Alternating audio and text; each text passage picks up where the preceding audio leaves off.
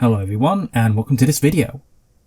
In this video we're going to be taking a look at Atelier Rorona The Alchemist of Arland DX for the PC. The game was developed and published by Koei Tecmo Games and was released on Steam in 2018. This version, being the DX edition, comes with all the previously released DLC into a single purchase, which is great for PC owners as it means we get the complete experience with everything all around present in one neat and tidy little package. However, is this game any good or not? Is it worth buying and investing into the franchise, especially if you have never played an Atelier game before? Let's go through the review and find out. The game's plot begins with our main character Rorona finding out that the alchemist store where she works is going to be closed down. Basically down to her master Astrid not doing any work there from the very first day of opening the store. You then find out that you can save the store if over the course of a few years you manage to pass several evaluation tests where you can prove the store's worth to the kingdom. It's at this point Astrid says that she just doesn't care and that the store is now Rorona's and that this quest to save the stores is now hers. It's a very easy and simple to get into plot, where each month you'll have tasks which you'll have to complete in order to gain more approval for the store, in order to keep it open and advance the game's story. And after that's all said and done, there is also an additional storyline which comes into play, which I personally liked a lot more than the game's main one. With this game being an RPG, you're going to be running along and meeting the usual suspects that you would expect to meet.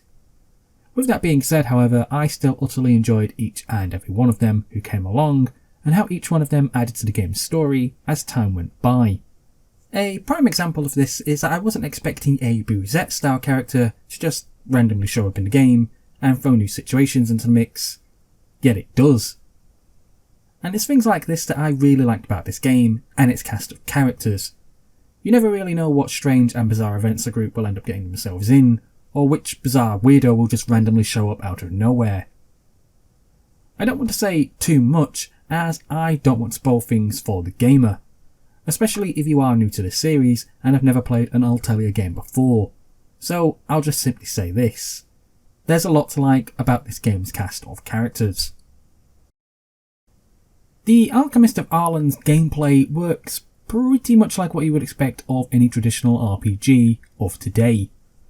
The game will have you wandering around town, talking around NPCs, gathering materials, going to dungeons, fighting monsters, and essentially everything that you would expect everything to find in an RPG is here. The only real difference here is that everything is on a time limit. I'll try to explain this a little better, but the basic premise of the game is that you're given an assignment each month that you need to complete in order to keep the store open. This can range from making 100 healing items to going out and fighting a boss monster. There's different ones each month, but the point is that the moment that you're given an assignment, you only have the set amount of time allowed to you in order to complete them, and each and every single action that you take eats up the days allocated to you. So, for example, if you choose to make several healing items, this could take 5 days away from you, or if you choose to go to a dungeon and defeat monsters, this could take up to 10 to 15 days away from you, depending on which dungeon you are going to and how far away it is from the main town. It's like this for almost every single action that you take in the game, which means that you're always going to be thinking ahead in advance. Is it best to focus on the main story right away, or is it best to go out and gather materials and leave the main quest to the last minute? Time is a big issue in this game, and you're going to need to figure out how best to use it.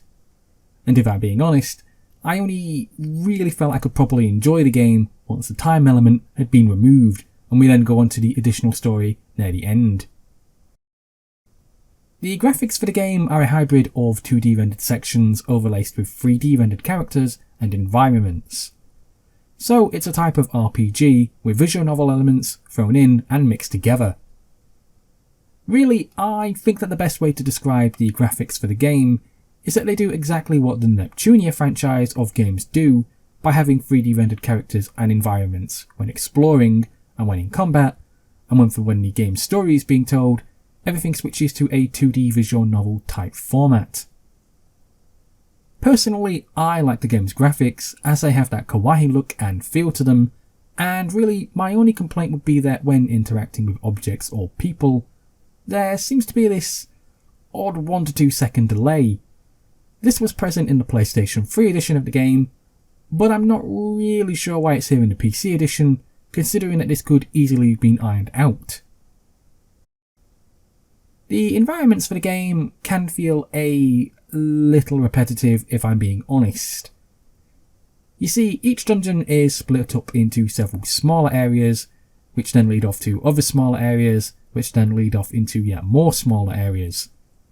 So this isn't just a case of you're given one large area to explore all at once, like something in, say for example, Furry Fencer F, but instead you're given a lake ocean to explore that's being cut up into several other bits, and then each area that you have to explore takes away a certain amount of set days from you in order to complete them. This may not sound that bad when you first hear it, but you need to keep in mind that you're going to need to go to the same location time and time again for materials, and the more times that you go there, the more time that this is going to eat up into the time that is allocated to you in order to complete each month's quest. And honestly, going back to several locations over and over again, it just gets a little bit repetitive, and at times it can just become a chore. And now we come to the last section. Should you buy Rorona The Alchemist of Arland for the PC? I would say yes, that you should, and if you do love games such as the Neptunia franchise, if you love the anime, if you love silly characters and adventures, well, then you'll enjoy this. As I definitely enjoyed this myself, and because of this great game, I then went on to purchase the other ones afterwards.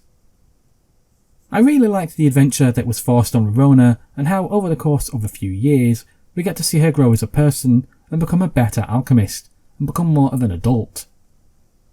I also liked the other cast members, and I really liked the English dubbing. I also liked how the game felt genuine, and how even though a lot of the adventures that you go on can be quite silly at times, it still manages to draw your attention each and every time.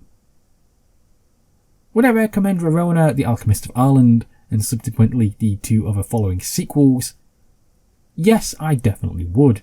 I highly enjoyed this game, and I would say to anyone out there that if you never have tried an Altea game before, you should give this one a go, as it really is that good. Well, that's it for this review guys. Thank you for listening, thank you for watching, and please subscribe.